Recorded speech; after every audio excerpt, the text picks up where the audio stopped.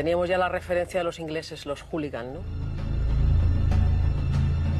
Estos vándalos, porque son vándalos que muchas veces llenos de alcohol y de violencia empiezan a ponerse de moda como una especie de plaga, se trasladan a todo el continente y se trasladan a todo el mundo del fútbol. Esta imagen se repite en los campos de fútbol.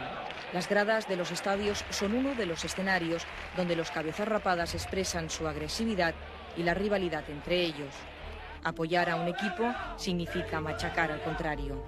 En Madrid, los Ultrasur contra el Frente Atlético y en Barcelona, los Mossos Nois contra las Brigadas Blanquiazules son un ejemplo. La violencia de estos grupos ha traspasado el terreno deportivo y ha llegado a las calles. Fue cuando se transformó todo, ya fue cuando se formaron los grupos ultras, los Biribiri, el Rinorte, los de Madrid, y entonces empezaron a quedar antes de los partidos para pegarse.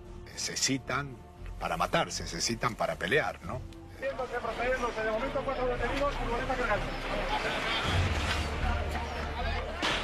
La mayoría de los hechos más trágicos protagonizados por grupos ultra del fútbol español han tenido lugar fuera del campo. La semilla del odio, de lo irracional, sigue plantada y por el momento todavía se da un buen caldo de cultivo para que germine.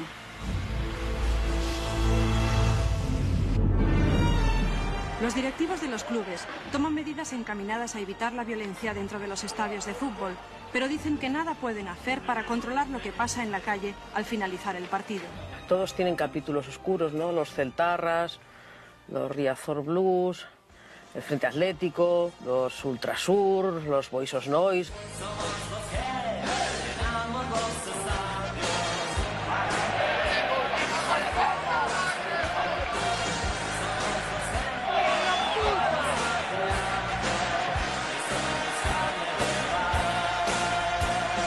En España siempre ha habido un entorno de violencia que rodeaba a ciertos sectores del fútbol, sea en los fondos, sea en los bares aledaños al estadio, sea en la decisión de un árbitro que provoca una alteración maleducada y descomunal y absolutamente irracional e injustificable.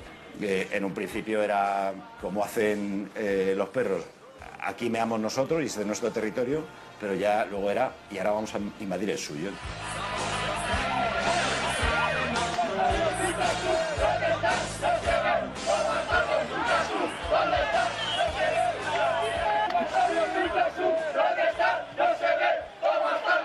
Hay dos maneras de ver el fútbol. Disfrutar del juego o disfrutar del equipo. Si se disfruta del equipo, tiene que haber un punto de fanatismo. Y el fanático no hace más que reducir el recinto mental para dejar espacio solo a sus obsesiones, ¿no? Los míos son los buenos, los otros son los malos. No comprendo por qué los mayores se pueden pelear por un deporte, porque no, se va al fútbol para divertirse, no para pelearse. Yo creo que con que hubiese un poco más de deportividad la cosa se solucionaba. No tiene por qué haber tantísimas peleas. Para mí no hay ninguna solución de que el gobierno ponga multas, ni muros, ni nada de eso. Para mí la solución es que la gente se mentalice. Creo que el propio club, los propios jugadores, le deberían pedir a su afición que tuvieran un poco civilizados y que se portase más o menos bien, pasable, ¿no? Porque esas burradas no creo que sean de personas humanas, vamos, creo yo. El radicalismo, el fanatismo, la locura, ha estado ligado siempre al fútbol, ¿no? Yo creo que lamentablemente siempre ha estado inyectado dentro de cualquier grada, había un núcleo reducido, pero un núcleo que hacía ruido y afortunadamente ese núcleo estaba muy situado y muy definido quién era. Queremos hoy conocer a algunos de estos chicos, hablar con ellos y hablar sobre este tema que creemos que es especialmente interesante. ¿Vendríais al Bernabéu o al Vicente Calderón a un partido? Ya hemos ido. ¿Y cómo acabó eso? ¿Cómo acabó eso? Ellos nunca han venido aquí y estamos también esperando. ¿Qué pasa? ¿Vosotros, los Ultrasur, no queréis ir al campo del Nou Camp? Sí, ¿No queréis ir? Vamos a ir al Nou Camp y vamos a correr, vamos a echar de vuestros fondos. Eso ha ido ya evolucionando, entre comillas, hasta ahora ya quedamos directamente a pegarnos vía internet. Que si vais a pasarlo bien, a divertiros, que lo demostréis, que os quitéis como tienen los Boys Noise, no Ultrasur, ¿no? Sí, a ver. No me lo quito porque voy a matar al gordo ese de los Boys Noise. Bueno. Vale, acabas de demostrar que vas con espíritu defensivo al fútbol a pasarlo sencillamente bien. En el núcleo de un grupo ultra hay, como por así decirlo, los que mandan, los cabecillas, donde hay 10 o 12 que son los que menos suelen dar la cara. Normalmente esos suelen tener todos antecedentes penales y alrededor de esos hay una gran muchachada de chavales jóvenes que no tienen ni idea de lo que es esto y son arrastrados por unas ideologías de mentira, de papel. ¿Cuáles son vuestras ideas políticas? Nacionalistas, normalmente. Nacionalistas. ¿Los Ultrasur tienen alguna unidad, más o menos? Es que esa gente mezcla la política con el fútbol. O sea, ¿Vosotros no? No, nosotros no. ¿Vosotros no? Bueno, sí, nosotros sí. Si ellos dicen arriba Cataluña, yo digo viva España. Y entonces ellos van detrás como borregos y van al fútbol y van todos vestidos iguales y se emborrachan o se drogan y odian al negro, al sudamericano y al del Barça o al del Madrid o al del Atleti o al del Sevilla o al del Betis y lo odian pero sin un razonamiento. Luego te sientas a hablar con alguno de ellos y te das cuenta que todo lo que te dicen no tiene sentido. Oye, ¿tú crees que la violencia en los campos de fútbol se puede terminar alguna vez? Yo pienso que no, porque siempre habrá el típico chico que tendrá que dar hostias porque sí. Porque, por ejemplo, los ultras nos están provocando siempre y eso se merece la muerte y hay que acabar con ellos, pero vamos. Pues yo no sé, pero un chaval dice de repente que unos merecen la muerte y unos están todos locos o nos hemos vuelto locos también los mayores. Meterse en la cabeza de un salvaje es inexplicable. Yo creo que tiene que ver poco con el fútbol, ¿eh? De hecho, cuando esto empieza en Inglaterra, quedaban para pegarse los del West Ham con los del Watford o con el equipo que le tocara, como quedaban a pegarse los punkies con los rockers o los skinheads con los mods.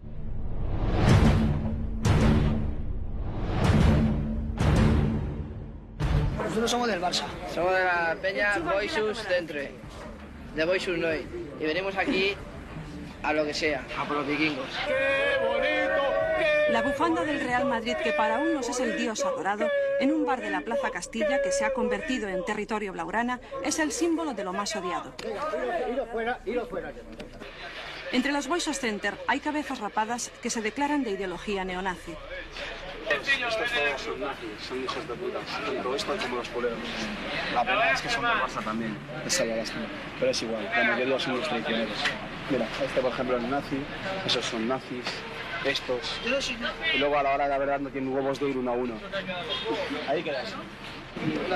En España pues surgen incluso con la simpatía de los clubs que entienden que bueno, pues que dan colorido y que animan al equipo y que animan las gradas. Yo no creo que ningún club sea el protagonista ni sea el promocionador de unos actos vandálicos. Yo más bien creo que es en este momento que hay unas pequeñas minorías no integradas quizá a la sociedad que buscan fórmulas de darse a conocer. No existe ningún grupo federado que se llame Ultrasur, ningún grupo federado. No existe ninguna peña Ultrasur. Es un grupo de gamberros con actitudes salvajes hacia el exterior y gritones hacia el interior. Yo, y no puedo dar nombres, conocí a 2, 3 presidentes que me dijeron que sus hijos, joder, están ahí en el grupo ese de los ultras. No son violentos, pero les gusta, porque muchos se metían porque les gustaba el ambiente. Aquí la gente anima, porque aquí de 100.000 personas que vienen al campo hay 99.000 que están callados y sentados y fumándose un puro, y lo que hay que hacer es animar. Formaba parte del carnaval del fútbol, grupos de animación. Lo que ocurre es que se fueron sintiendo cada día más importantes y al final terminaban poniéndole condiciones a los clubes. ¿Cómo surge la violencia normalmente? Pues ves a un amigo que le están dando una paliza entre 4 y no te vas a quedar solo. No le vas a dejar a ver cómo le dan una curra, tienes que ir a defenderle. Llegaron incluso en los campos a ser autorizados por las directivas, por algunas directivas, que les dejaban meter todas sus cosas dentro del campo. Estos grupos ultras guardaban las banderas dentro del mismo estadio, muchos de ellos recibían entradas de los clubes. El otro día decían, es que el Gilito les paga hasta los viajes. Efectivamente, hay viajes que los financia el club, pero no lo escondemos, porque existe esa teoría de decir, si es que hay clubs que les guardan hasta las banderas, les guardan, ¿no? ¿Por qué no? Son los aficionados que animan al club, que es para lo que tienen que ser. Se podían mover por donde quisieran, campaban a sus anchas. A mí siempre me sorprendía que los campos estaban cerrados y los ultras estaban dentro. Y eso significaba que ellos entraban al campo antes que el resto del público. Y cuando yo llegaba yo los veía ya en el fondo, colocando las pancartas, habilitándose sus lugares, llenando aquello de logos anticonstitucionales. O sea, eran los dueños. Si ese sector te montaba trifulca y empezaba Pepito dimisión, tenías el estadio en contra.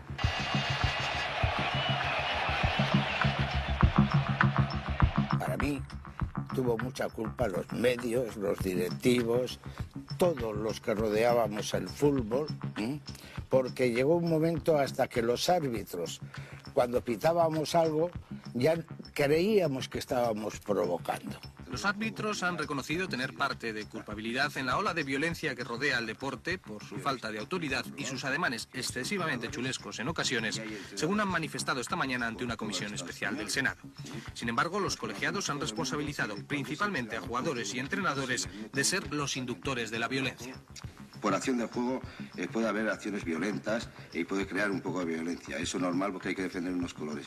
Pero luego de su comportamiento se ve que es la mano del entrenador, del técnico y de esa junta directiva que les ha llevado por un camino que realmente es el deportivo. Los clubes no tuvieron el reflejo suficiente para atacar el problema, ¿no? Cuando uno le abre la puerta a estos grupos ultras, ellos ponen el pie y esa puerta ya no la puedes cerrar. Que es lo que le ha pasado a muchos futbolistas y le ha pasado a muchos presidentes que han criado al perro, que le han dado de comer al perro, que les parecía al perro muy simpático porque el perro ladraba y mordía a otros. Pero de repente cuando les has cerrado ciertos prebendas y ciertos privilegios que tenían, el perro se ha dado la vuelta y te ha mordido a ti. Y entonces cuando te ha mordido a ti has dicho, uy, cuidadito con el perro. El fútbol aquí en España está viviendo unos días bastante preocupantes. ¿Qué tiene usted que decir en contra de la violencia? Yo repudio la violencia sin ningún lugar a dudas. En un estadio no se puede ir a tirar cosas y menos herir a un jugador de fútbol. Yo creo que esta no es gente de fútbol absolutamente que va solamente a crear violencia. Es mejor que se quede en la casa, ¿no es cierto? Bueno, el futbolista siempre agradece el ánimo y estos suelen ser grupos de incondicionales. Pero claro, son incondicionales cuando las cosas van bien, porque cuando los resultados no acompañan, bueno, convierten el cariño en agresividad. Y el peligro está en que se sientan en los únicos representantes legítimos del club, ¿no? Porque los jugadores vienen y van, los directivos vienen y van, y sin embargo ellos siempre están ahí y eso les hace concebir cierta sensación de poder, ¿no?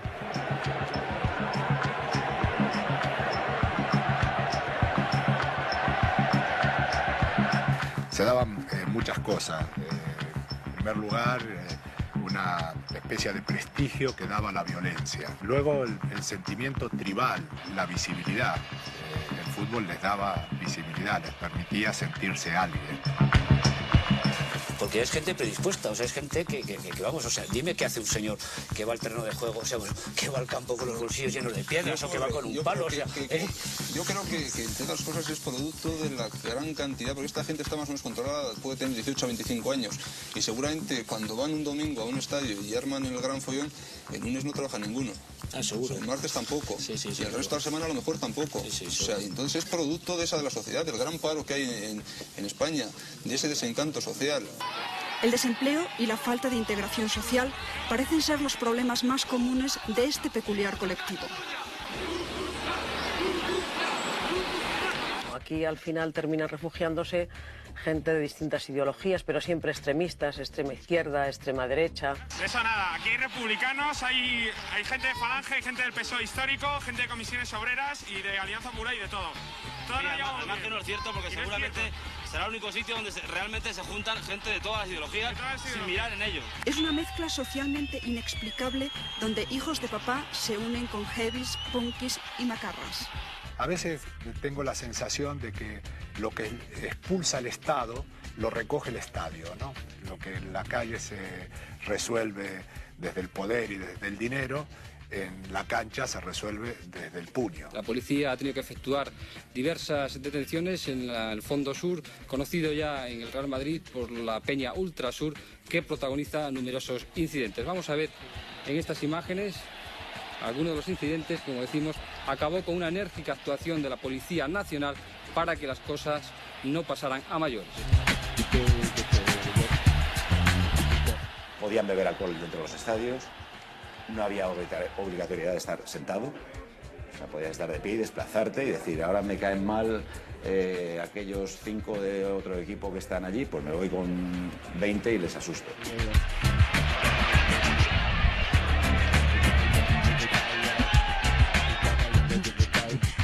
El retrato robot es un espécimen que pierde los papeles amparado en el pretexto del fútbol. La grada es otra forma de lucha.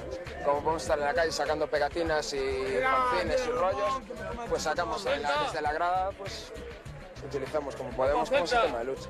Aquí el que nos venga a provocar en plan españolista o fascista está claro que va a haber violencia. Yo creo que el partido les importa un comino, que en el fondo lo que van es a pelearse y a sacar todas sus fobias y a sacar toda su mala condición humana, ¿no? Esta madrugada en Oviedo se han producido unos lamentables incidentes entre unos hinchas del Real Madrid y unos seguidores del Sporting de Gijón. El balance final han sido numerosas detenciones, 4 heridos de armas blancas y unos lamentables, insistimos, incidentes que ojalá no se volvieran a repetir nunca más. El lugar ha sido el Topu Fartón, habitual centro de reunión durante estos días de los simpatizantes de la Liga Comunista. Los hechos se produjeron pasadas las 7 de la mañana, cuando los hinchas acudieron al lugar coreando Ala Madrid y Ultrasur, para pasar posteriormente a entonar el himno Cara al Sol, mientras arremetían contra los miembros del citado chiringuito, destrozando y rompiendo el almacén. Del resultado de la salvaje agresión fueron atendidas en la residencia Nuestra Señora de Covadonga 4 personas, de las heridas producidas por navajas y bates de béisbol. Yo vi a 2 con navajas y ya una pasada, vamos, tirándonos botellas, lluvia de botellas por todos los sitios. Es que los ultras no es que sean ultras en el fútbol, que son ultras en el fútbol y fuera del fútbol. Pues cuando se van del fútbol se irán a pegar a la gente por la calle o a romper bares o a asaltar áreas de servicio, como hacen a veces cuando viajan de una ciudad a otra, pero eso ya no es ultra, eso es un delincuente. ¿Con qué os golpeaban? Bueno, a mí fue eso, una estaca que hay donde el parque, unas estacas que hay ahora, que son de bastante considerable tamaño, y así rectangulares, y con una navaja. ¿Qué heridas te produjeron? Bueno, aquí tengo como un bombo, aquí pusieronme puntos, y tengo 2, aquí en la espalda, 2 pinchazos, con puntos también, no sé cuántos son. Yo voy a hablar de los grupos ultras desde el punto de vista del centro del campo, desde el césped. Siempre uno mira esa zona con un poco más de recelo. Está más pendiente de lo que pueda pasar en sus alrededores. Por si tiran objetos, por si montan la bronca, por si hay que parar el juego. ¿Por qué no quieres que se te vea la cara? Para que no me fichen. ¿Quién quieres que te puede fichar a ti? La policía. ¿Por qué? Para que no me metan en comisaría. Pero bueno, ¿por qué crees que te pueden meter en la comisaría? ¿Es que montas por lanzar objetos, sí. ¿Y por qué tiras objetos? Pues un poco para acojonar al árbitro. Son humanos y lógicamente se tienen que sentir influenciados por el clima que los rodea, ¿no? La primera vez que fui a arbitrar Barcelona-Madrid, pues si no fui al servicio 20 veces antes del partido a hacer pipí, y no hacía pipí ni nada, y era la preocupación y los nervios que uno tiene ante un Madrid-Barcelona. Ningún aficionado que vaya a ver un partido va a animar al árbitro, ¿no? Van a animar a uno o a otro. Y el árbitro es casi una interferencia. Mientras que no nos afectasen a nosotros, pensábamos que en el campo era el sitio donde mejor estaban los ultras. Les tenemos más miedo, los árbitros, fuera del terreno de juego que dentro del terreno de juego. Mientras algunos se conforman con llenar de gritos y colores el estadio, otro grupo, amante del cuero negro claveteado, la cazadora vaquera y la ropa paramilitar, busca la emoción más allá del deporte. Cuando el equipo del Dominical intentaba filmar en los alrededores del Santiago Bernabéu tras el encuentro, nuestro cámara fue brutalmente golpeado con un palo en la cabeza. Este tipo de grupos son cobardes, o sea, se mueven un poco como los lobos, suelen ir en manada. Y una vez al salir del Bernabéu, vinieron a rodearme y Ochaíta, que entonces era más o menos el jefe, pues yo nunca he tenido muy claro cómo era la estructura, dijo, no, dejarle. Y me salvó porque quiso.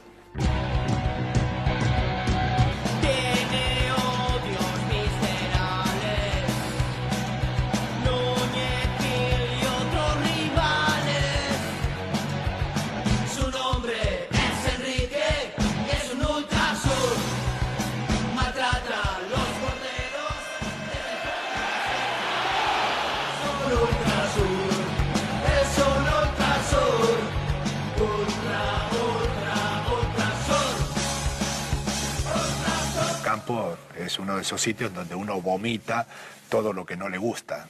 He visto jueces hacerle los cuernos al árbitro, he visto políticos saliéndose totalmente de todo protocolo. Cuando llegué de Tenerife hubo pintadas en el Bernabéu.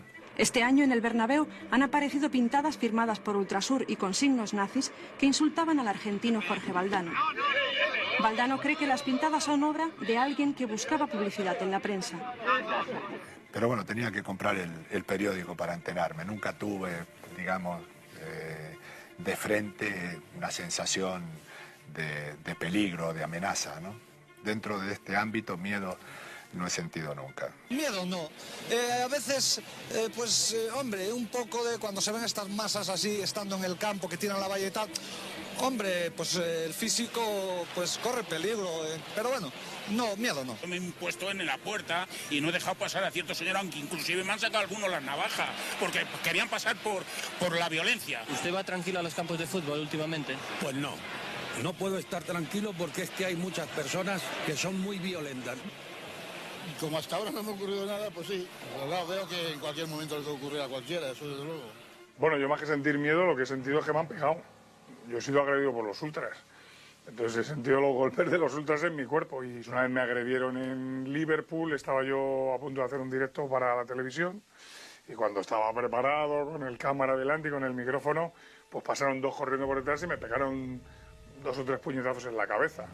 Otra vez, saliendo de un campo de fútbol, me estaban esperando en Paseo La Habana. Y cuando yo me dirigí al coche, me tiraron contra un coche y también me pegaron. Y luego pues he tenido muchos episodios en aeropuertos que me los he encontrado, pero ahí han sido más bien episodios de que te insultan a la cara, te escupen, te tiran hielo, pero no solamente con los ultras del Madrid, he tenido problemas con los ultras del Atleti, he tenido problemas con los ultras del Sevilla, he tenido problemas con bastantes ultras porque no eres bien visto, el periodista que critica a los ultras no es bien visto.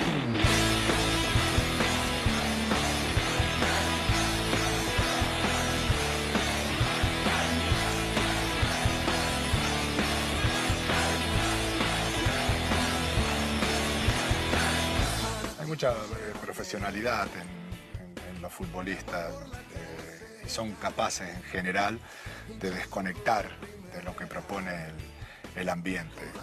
Pero bueno, hay partidos en donde el ambiente se impone a todos. Yo recuerdo una anécdota antes de jugar el Mundial de Argentina, en Cádiz además, y bueno, y el jugador que me dijo la frase siguiente, pues antes del partido yo lo consideraba más que conocido, o sea, casi amigo. Y bueno, él me dijo, mira, si quieres ir al Mundial de Argentina, estate tranquilo porque te voy a romper las 2 piernas. yo me lo creí automáticamente. O sea, me lo creí automáticamente. Cuando lo decía con cara de romper. Sí, hombre, por supuesto que no lo decía sonriendo. Yo me lo creí, me cohibió y prácticamente no toqué ese partido la pelota, ¿no? Cuando llegué a Vitoria, en los primeros 4 años que jugué en segunda división, me rompieron 2 veces el peroné. ¿Pega mucho las defensas españolas? No más que las defensas de otros países. ¿Más que las de Argentina? Sí, hace un marcaje totalmente distinto. La defensa argentina marca generalmente en zona. En España se hace hombre a hombre. Son marcajes más férreos, pero no peores intencionados. En fin, era un fútbol un punto más violento que este, ¿no?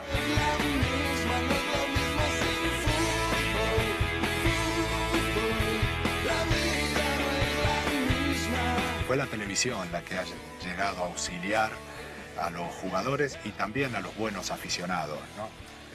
Ahora una cámara te está vigilando y aquellos que eran violentos por vocación ya se empezaban a avergonzar cuando las repeticiones de las jugadas los convertían no en héroes sino en salvajes, ¿no? Y eso ha atenuado la violencia dentro del campo. Una violencia que, como van a ver ustedes en imágenes, estuvo presente en el encuentro Barcelona-Athletic Bilbao, disputado ayer en el Nou Camp, y que costó una grave lesión a ese jugador, a Diego Armando Maradona, que tendría que ser retirado en camilla y que no podrá reaparecer después de la operación a que se le sometió hasta pasados cerca de 4 meses. La lesión legendaria, famosa, lamentablemente icónica casi de Maradona por una entrada de Goicoechea es una de ellas. Evidentemente que el propio Goico ha tratado hasta la saciedad de justificar que aquella no era una entrada como para producir tanto daño como ocurrió y tal y cual. Lesiones de ese tipo han habido un montón en el fútbol, pero claro, cuando se lesiona uno de los iconos, uno de los grandes estrellas y tal, pues el eco que hacemos los medios de comunicación no tiene nada que ver con las distintas fracturas y distintas lesiones graves que se producen a diario en un fin de semana de fútbol, ¿no? Mira, te voy a recordar el incidente del pisotón de Stoico. Viene hacia mí y me dice, tienes mucha cara. Le dije, roja, digo, a la calle. Y entonces le digo yo al delegado, cuidado, que se va a liar. Que nada, tranquilo. Vinieron 2 y de repente viene del don de mí y me pegó un pisotón. Intenté aguantar, pero ya el dolor era tan grande que tuve que cojear. Fíjate, y manda narices. Desde entonces ya no soy Urizar Azpitarte, como dijo Gaspar Rossetti, el difunto y amigo mío, ahora soy Urizar Alpisarte, debe de Azpitarte. Y vamos ya con el anunciado encuentro entre el Atlético de Madrid y el Real Madrid. Y empecemos por lo más llamativo, por los incidentes. Entrada de Arteche, atención porque el árbitro intentó hacer el túnel pero no lo consiguió y falta que seguramente le va a costar una tarjeta. Tarjeta a Julio Alberto. Falta, como ha señalado el señor Urizar. Tarjeta amarilla muestra el señor Urizar. Aquel día del Atlético de Madrid, Real Madrid, pues creo que fue una semana horrible de amenazas en el teléfono. Me tuvo que intervenir la policía al teléfono. Amenazas de todas. Te vamos a reventar, te vamos a matar, cuando vengas por aquí eres un vasco de mierda, eres no sé cuántos. Bueno, todo, de todo, de todo. No se puede ir contra una entidad. Se puede ir quizá contra alguna persona en particular, no digo qué persona, pero no se puede ir contra un montón de gente que estamos trabajando en este club. ¿Sigue manifestando García Tray que hay persecución arbitral contra el Atlético de Madrid?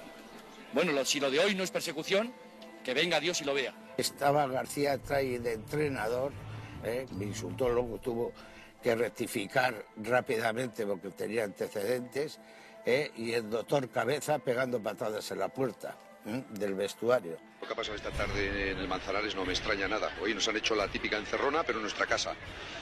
En fin, paciencia. Está usted muy disgustado e incluso... Estoy indignado porque ha sido un robo con alevosía, con nocturnidad, con premeditación y, en fin, ¿para qué más?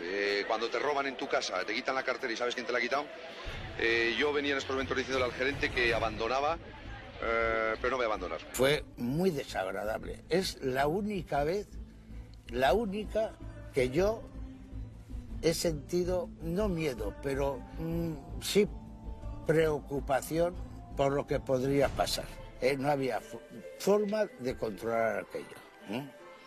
Y bueno, pues me sacaron en un Jeep, bueno, yo con mi coche, 2 Jeeps por delante, 2 Jeeps por detrás, fuera había, pues yo que sé, igual más de 2.000 personas, y me llevaron al barrio del Pilar, y allí, pues, como te puedes imaginar, te dedicas a jugar a las cartas en la comisaría, pasar el tiempo y 1.000 personas fuera, pues con toda clase de insultos, de tal, de te vamos a matar, de no sé cuántos. Tal. Y aquí tenemos al colegiado, a la manzana de la discordia. La manzana de la discordia para los atléticos que le han puesto a usted a Pampedir, y dice que va usted vestido de blanco en vez de negro.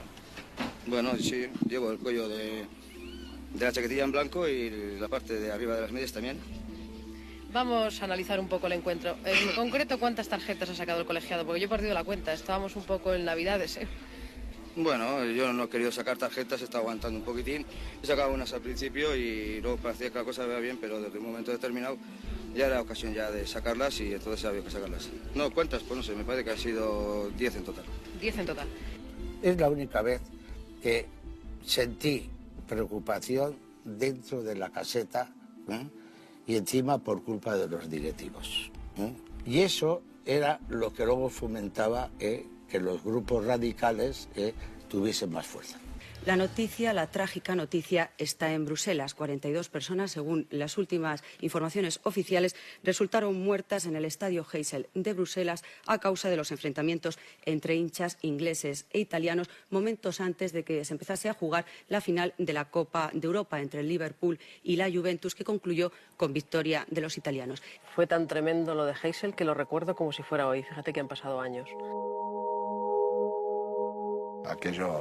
Aquello resultó uno de los dramas que han quedado más claros en la memoria de todos los que queremos el fútbol, ¿no? Un punto de no retorno, ¿no?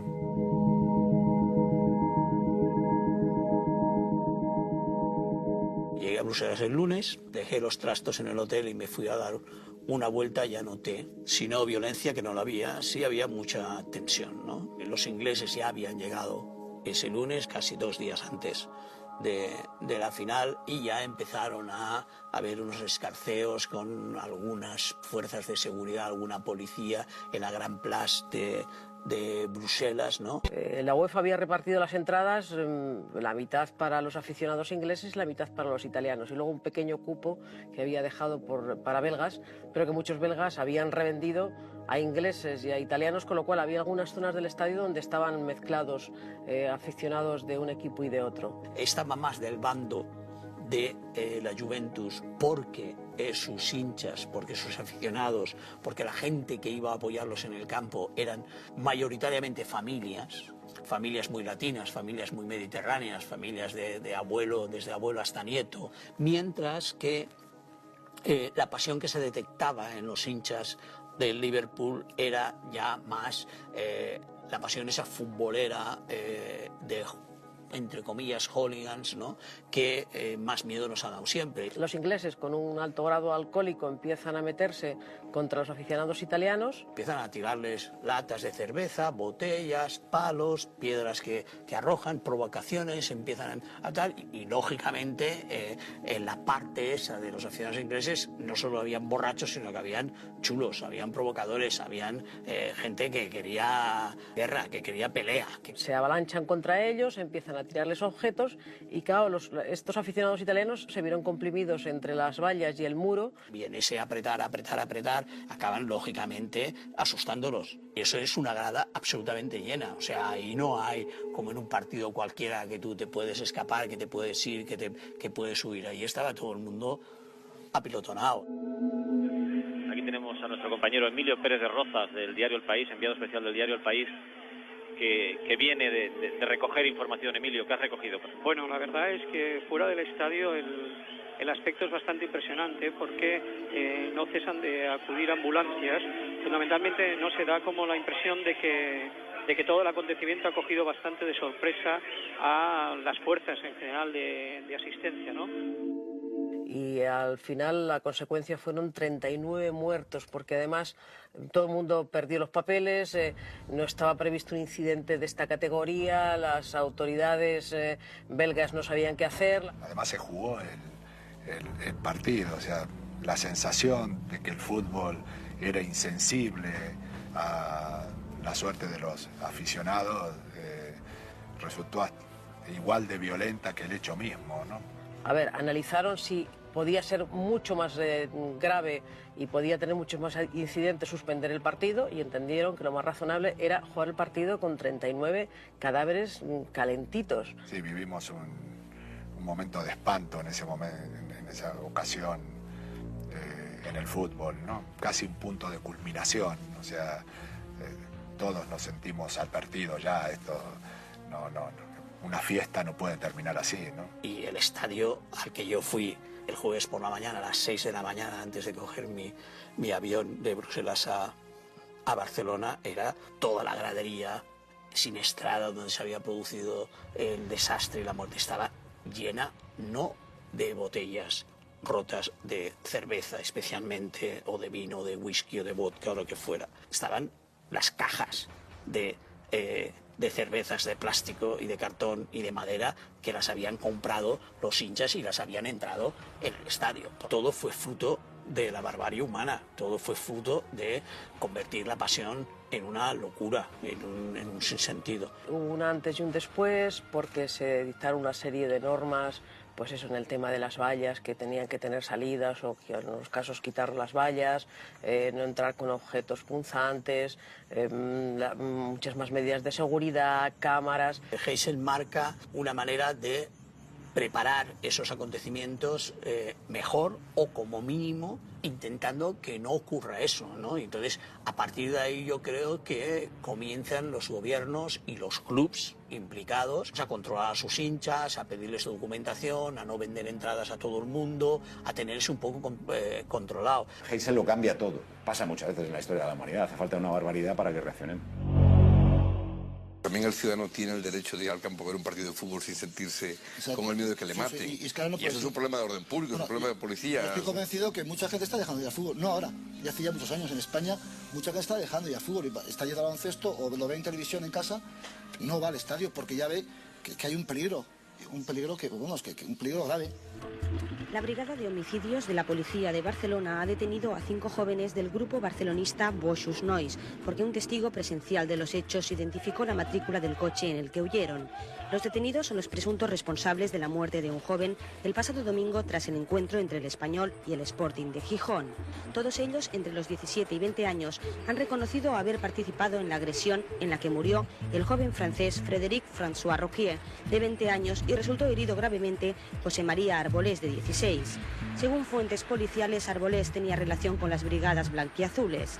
La policía investiga ahora si la pelea se produjo a raíz del partido de fútbol o por enfrentamientos anteriores. Hace un mes, un joven de los Boixos Nois resultó herido por un grupo de las brigadas blanquiazules seguidoras del Español. En este caso en concreto, que fue el primero, fue también el momento en el que los clubs empezaron a ser señalados de alguna manera, o a ser cuestionados, o que no ya tanto las autoridades como la crítica, como el periodismo, como los medios de comunicación empezaron a señalar. A mí lo que más me impresionó fue lo de la bengala en Sarriá. Un niño de 14 años ha muerto esta tarde en el campo de fútbol del Español, víctima de un cohete cruzado que alguien ha lanzado en el estadio. El muchacho ha muerto al instante. La policía ha detenido a 2 adultos y a 3 menores a los que se acusa de haber lanzado el cohete. Me parece increíble llevar a tu hijo al campo y que se muera viendo un partido de fútbol de su equipo. Me parece increíble. Una bengala lanzada por un descuidado, o sea, no es un asesino, no va a matar. Pero es que se hacían tantas barbaridades en el fútbol antes y todo valía, que lo pienses y digo, ¿para qué te ibas, tío, una bengala con una pistola? ¿Para qué? ¿Para qué? Cuando el Español posaba para los fotógrafos, un cohete ha cruzado el campo y ha impactado en la parte situada entre el pecho y la clavícula. El cohete se le ha incrustado. Su padre se lo ha arrancado, pero Guillermo ya había fallecido. Esa muerte empezó a cuestionar o a acentuar más, digamos, el control de qué se entraba en un estadio y por qué se entraban materiales que no debían por qué la gente no se divertía con otras cosas que no fueran bengalas, por decirlo de alguna manera, ¿no? Y la gente ahora, cuando vea esta desgracia, pienso que lo que he dicho tiene que hacer reflexionar y ahora pensar 5 minutos todos en casa, ver lo que ha sucedido y que nadie vuelva a traer ningún objeto ni nada a los campos, y el que quiera dar color que traiga banderas o que se pinte la cara o lo que sea, ¿no? A partir de ahora, el majadero que se le ocurra tirar una bengala o encender un petardo o hacer algo de esto, desde luego es para cogerle y meterle en la cárcel. Si recordarás un partido del Real Madrid con el Borussia Dortmund, que se cae una portería todavía, y eso es años 90, 97, 98, en el fondo estaba la gente de pie. Y claro, había mucho más de los que decían. Ahí había manga ancha, no había el control por tornos que hay ahora mismo, no había la adjudicación de asientos, tienes tú... Hacían lo que les daba la gana. Afortunadamente, con el paso de los años, las directivas se dieron cuenta que había que cortar esta violencia. Las directivas y, lógicamente, también las autoridades. ¿A ti te gusta la violencia en el fútbol? Pues no. Eso de que tiene una botella un jugador, pues no está muy normal. ¿Por dónde empezamos a fomentar la violencia? Pues mira, desde los niños, ¿eh? Los padres de los niños, cuando van a un campo de fútbol, deben de enseñarle a los niños lo que tienen que hacer. Lo que les enseñan es, dale, tal, chillan al árbitro, le insultan, todo. Así esos niños lo que están aprendiendo son cosas contrarias al buen hacer de un deportista. A los padres, que son los mayores educadores de ellos, los tendrían que poner a 25 metros de los niños. Porque constantemente en terreno de juego de dimensiones reducidas, los mismos padres dirigen a los chicos. O sea, no vale ser profesor de esos chicos, no vale ser educador de esos chicos en el sentido deportivo, porque los mismos padres están constantemente, éntrale, no le dejes pasar. Esta reflexión de Juan Gómez, Juanito, que hasta hace poco fue el director de 400 chavales en la escuela de fútbol de la AFE, es una de las aportaciones más simples, pero más precisas, de cuantas se han producido en las 8 comparecencias habidas hasta el momento ante esta comisión especial del Senado que estudia la violencia en el deporte. Yo siempre he entendido que el del fútbol es un territorio eminentemente emocional, en donde cabe el drama y la comedia. Si eso está compensado, pues el fútbol es un buen sitio donde ir. Si el drama le gana a la comedia, estamos ante un problema, ¿no? Los campos de fútbol, la violencia. Hombre, pues... Y yo vivo por el gol, gol, gol. Y me quema la emoción de esta pasión. Y salto como un loco cuando tocas el balón. Y yo vivo por el gol, gol, gol. Y me quema la emoción de esta pasión. Siempre me despierto cuando sueño con que sales campeón. Yo entiendo que el fútbol tiene muchos detractores, pero es que el fútbol, ya lo dijo Camus, es la vida misma, ¿no? El fútbol es no solo un deporte, es un espectáculo, es un acontecimiento social, es un poco la rivalidad, es un poco la superación, es un poco el compañerismo, lo encierra todo, ¿no? Vamos, seremos campeones, somos más de 11 y queremos gritar. El fútbol, como lo más importante de las cosas no importantes, es una frase de Arrigo Sacchi, que yo creo que todos la hemos hecho nuestra. Ha ido aumentando la importancia sociológica del fútbol y ha ido aumentando tanto la industria del fútbol que efectivamente se ha convertido en algo importante, cuando en realidad estamos hablando de un juego y por lo tanto algo que está fuera de la realidad. Y yo vivo por el gol, gol, gol. Me quema la emoción de esta pasión. Salto como un loco cuando veo cómo tocas el balón.